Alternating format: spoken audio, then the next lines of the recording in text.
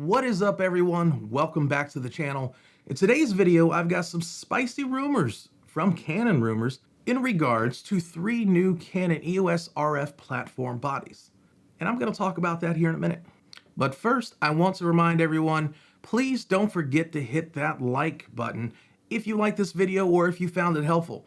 Also, if you like news videos like this and you want to see more videos in regards to the camera industry, lighting reviews, camera tech reviews, please don't forget to hit that subscribe button and that notification icon. That way you get notifications anytime I put out a new video related to this content. And with that being said, let's talk about it. 2 days ago on January 27th, Canon Rumors released some information from a source saying that in 2022, that the Canon RF mount roadmap is that there is going to be possibly 3 new RF camera bodies coming out in the second half of 2022. The rumor suggested that one of them may not have the EVF and that there is also 100% going to be an APS-C censored body. The source also mentioned that one would be a true hybrid camera, kind of a mix between the M50 and the 7D. Now that's a little odd to me because the 7D is a much older camera. The fact that they said that one might not have an EVF,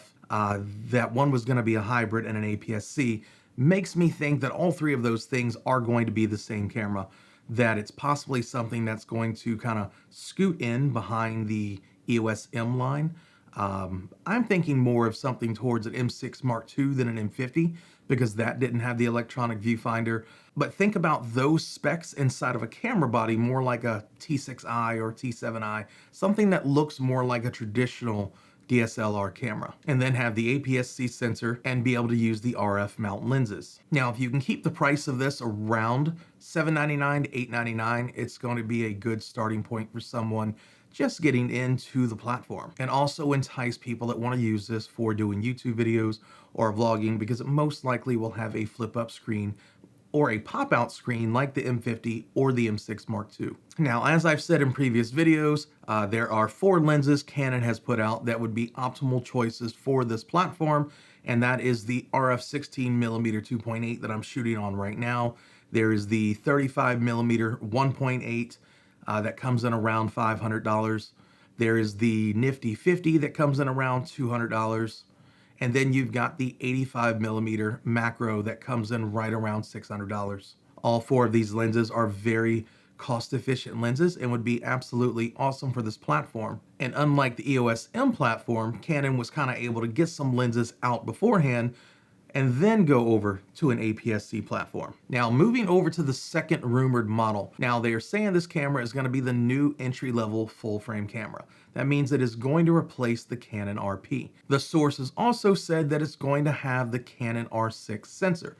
So kind of what I'm thinking in terms of keeping it down in price point is taking everything that is the Canon RP, replacing the sensor with the R6 sensor, but leaving everything else the same. That would keep the cost down since the sensor is the only thing being replaced. Same software, same body, pretty much same everything. The biggest difference between the two is it probably will have uncropped video, unlike the Canon RP that did have cropped video. You're not gonna have your IBIS, probably still gonna have your dual SD card slots. Now, this is probably also moving forward going to replace the entire Canon 90D line. We'll see moving forward if they're going to do anything else with that. We know they are no longer going to do their flagship DSLR camera, and they have moved over to mirrorless in terms of flagship. Now, the third camera being rumored is going to be a camera that's going to sit in between the R6 and the R5. Now, the first thing that comes to my mind is why would they do this? Why?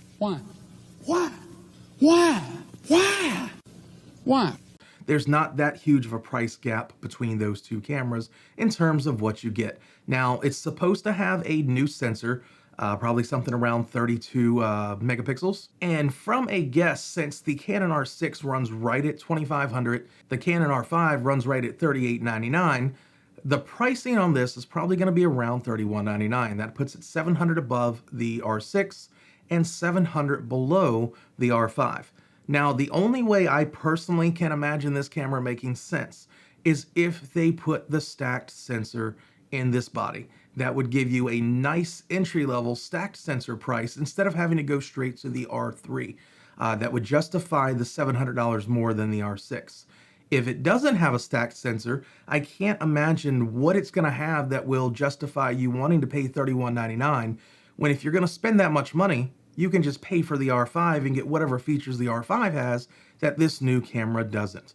So I guess we'll see in the next few months kind of what Canon's releasing in terms of these 3 new bodies. Now, this camera will also probably not have any of the video modes that the R5 has that cause overheating. No idea if they're going to go with the CF Express on this and the regular SD, which in this price point I'm thinking they might, but I think they will pull out the 8K, some of the higher end 4K that does cause the R5 to overheat.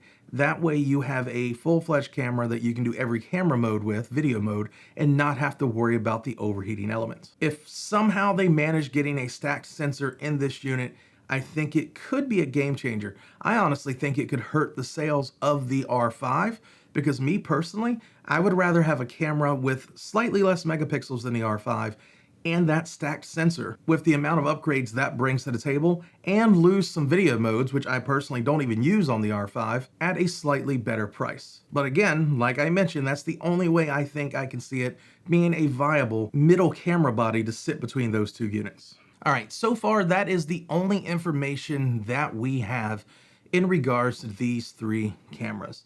The source did ask them to not list this as CR3, which is Canon Rumors' code that they use for something that's about 99% accurate.